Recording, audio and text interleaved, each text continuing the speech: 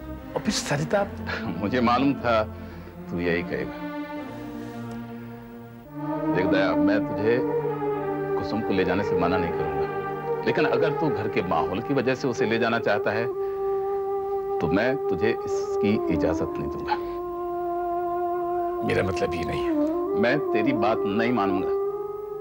तू क्या सोचता है, तू कुसुम को ले जाएगा तो समस्या हल हो जाएगी?